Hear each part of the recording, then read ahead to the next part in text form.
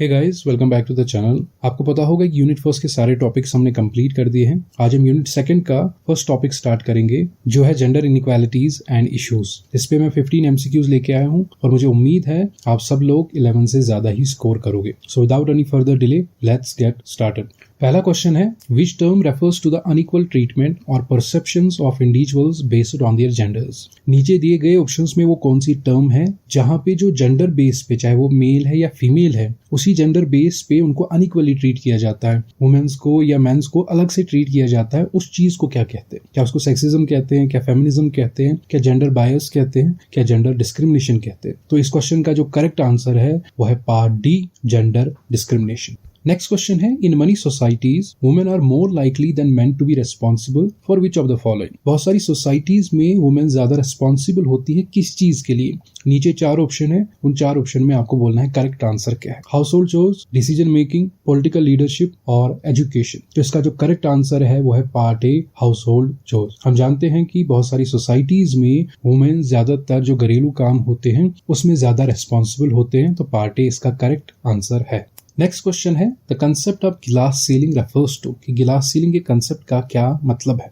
Invisible barrier preventing women from advancing in the workplace, gender based discrimination in education, the unequal distribution of household chores और cultural norms regarding gender roles. तो इसका correct answer है part A, invisible barrier preventing women from advancing in the work place. तो part A इसका correct answer है।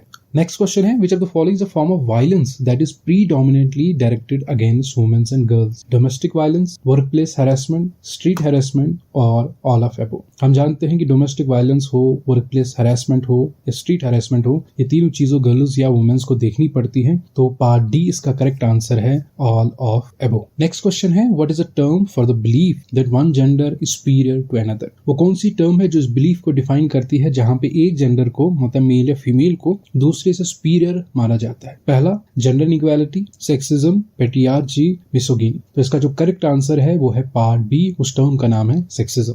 Next question है, the gender पे gap refers to, कि जेंडर पे गैप का क्या मतलब है? क्या इसका मतलब है difference in pay between main and women for the same work in different industries on education level on experience? 4 option है यहाँ पे। 4 ऑप्शन में यही बात हुई है कि जो मैन और वुमेन को अलग अलग पे मिलती है, एक तरह से जो डिफरेंस आती है उनकी पे में, क्या जेंडर पे गैप का वो मतलब है? पहला है कि एक ही काम के लिए अलग अलग सैलरी मिल रही है, अलग अलग इंडस्ट्रीज में अलग अलग सैलरी मिल रही है, एजुकेशन लेवल पे अलग अलग सैलरी मिल रही है और एक्सपीरियंस लेवल पे अलग अलग सैलरी मिल रही है। जेंडर पे गैप का मतलब होता है वो है part A, the difference in pay between man and women for the same work. तो पार्ट ए इसका करेक्ट आंसर है। नेक्स्ट क्वेश्चन है, which of the following is a factor contributing to gender inequalities in education? वो कौन से factor या factors है जो जेंडर इनइक्वालिटीज की तरफ कंट्रीब्यूट करते हैं? किसमें? एजुकेशन में।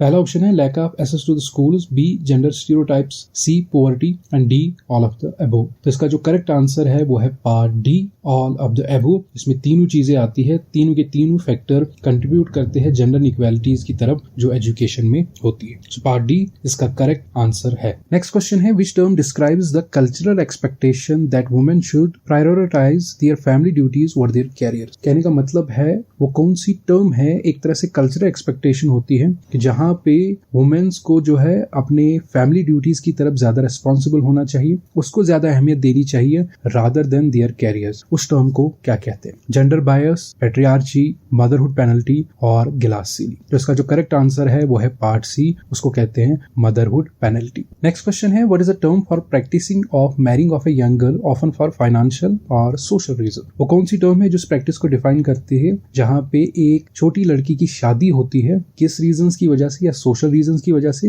या कोई फाइनेंशियल रीजंस की वजह से? Dowry, child marriage, patriarchy, gender bias. तो ये क्वेश्चन तो आपको इजीली आना चाहिए। इसका करेक्ट आंसर है पार्ट बी, उसको कहते हैं चाइल्ड मैरिज। नेक्स्ट क्वेश्चन है, which term describes the societal expectation that men should be strong, aggressive and dominant? वो कौन सी टर्म है जहां पे सोसाइटी मानती है कि एक मैन को स्ट्रांग होना चाहिए, एग्रेसिव होना चाहिए और डोमिनेंट होना चाहिए? कौन सी टर्म इस चीज को डिफाइन करती है? Hegemonic masculinity, gender role, gender stereotype और टॉक्सिक मैस्कुलिनिटी। तो इसका जो करेक्ट आंसर है वो है पार्ट ए, हीजीमोनिक मैस्कुलिनिटी। तो पार्ट ए इसका करेक्ट आंसर है। नेक्स्ट क्वेश्चन है gender based violence includes which of the following. Gender पे जो वायलेंस होता है उसमें से कौन कौन सी टर्म्स आती है। जो ऑप्शंस है उनमें से आपको बताना है कौन कौन सी टर्म आएगी किसमें जो जेंडर बेस्ड वायलेंस होता है। क्या उसमें डोमेस्टिक वायलेंस आ सकता है, ऑनर किलिंग आ सकती है, फीमेल जेनिटल म्यूटिलेशन आ सकता है और ऑल ऑफ द अबव। तो इसका करेक्ट आंसर है ये सारी चीजें उसमें आ सकती है। पार्ट डी इसका करेक्ट आंसर है। नेक्स्ट क्वेश्चन है which term describes the practice of excluding women from certain professions और पोजीशन ऑफ पावर। तो कौन सी टर्म है जो इस प्रैक्टिस को डिफाइन करती है जहां पे जो वुमेन है उसको किसी प्रोफेशन से या पोजीशन से दूर रखा जाता है, उसमें उसको इन्वॉल्व नहीं किया जाता, एक तरह से एक्सक्लूड किया जाता है वुमेन को उन पोजीशंस या उस प्रोफेशन से। क्या उसको ग्लास सीलिंग कहते हैं, क्या उसको जेंडर बायस कहते हैं, क्या उसको ऑक्यूपेशनल सेग्रीगेशन कहते हैं या पेट्रियार्ची कहते हैं। तो इसका जो करेक्ट आंसर है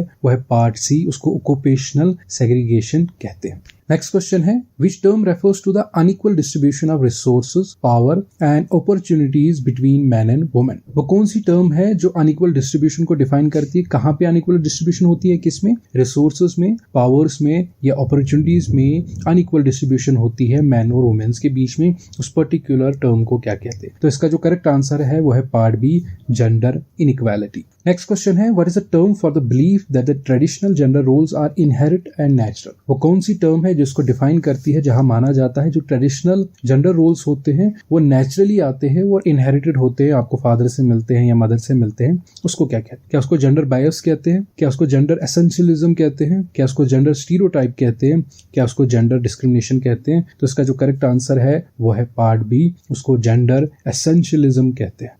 लास्ट क्वेश्चन है इस एमसीक्यू सेशन का which of the following is an example of institutionalised gender discrimination. Gender wage gap, unequal access to the health care, gender based violence और ऑल ऑफ द अबव। तो इसका जो correct answer है वो है D, all of the above. देखो simple सी example है जहां पे किसी भी पर्टिकुलर इंस्टीट्यूशन में जेंडर डिस्क्रिप्शन होती है उसकी एक एग्जांपल बोलनी है, तो ये तीनों चीजें उसकी एग्जांपल है, तो पार्ट डी इसका करेक्ट आंसर है। तो इसी के साथ हमारा जो एमसीक्यू सेशन है वो कंप्लीट हो जाता है। आई होप इससे आपको बेनिफिट मिलेगा। मैंने ज्यादा चीजों को एक्सप्लेन नहीं किया है क्योंकि मैंने ऑलरेडी जब मैंने पीडीएफ बनाया था तो इसकी मैंने लैंग्वेज ही आसान रखी थी ताकि आपको इजीली खुद से समझ आ जाए। इन केस नहीं समझ आएगा तो मैं अक्सर आपको बोलता हूँ कमेंट करो, वहां पे मैं आपको इसकी क्लैरिफिकेशन कर दूंगा। सो मिलते हैं अगली वीडियो में एक नए टॉपिक के साथ।